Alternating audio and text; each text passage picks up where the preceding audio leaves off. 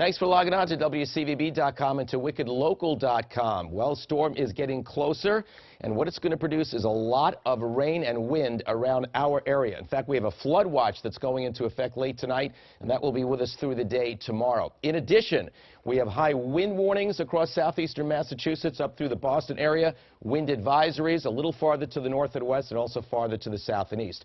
Far western New England won't have as much wind, but they're sure going to have a lot of precipitation.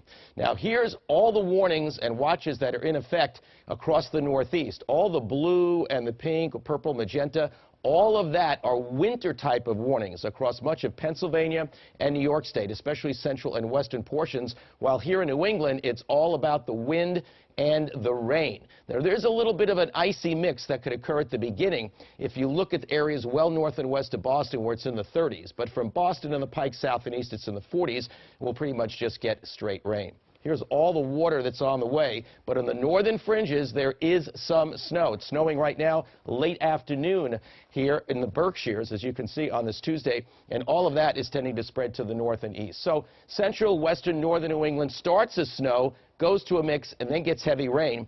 The mountains of northern New England will flip to snow, back to snow late in the storm. Here's that initial burst of snow far to the north and west of Boston, but it just gets wetter and wetter late tonight. Tomorrow morning looks very wet around the region, and here in eastern New England, around noontime and through the afternoon, it may still be quite wet while it starts to dry out a little bit farther off to the west. So this is going to be difficult travel. There's no question about it. Thanksgiving Day, windy, cold, clearing skies come in, a whole different type of situation. In fact, most of the holiday weekend will actually be cold and dry by the time we get to Thanksgiving. So here's your next 7 days. Look at that temperature change, as high as the low 60s around Boston tomorrow. Sharply colder and windy for Thanksgiving Day. Very cold and dry most of the weekend. It could be a very light mix at the very end of the weekend, and also maybe along about Tuesday of next week, there could be some storminess. It's a long way out. Right now it looks like mostly rain, but north and west there could be a mix, and obviously there'll be updates on that. That's my latest forecast for now.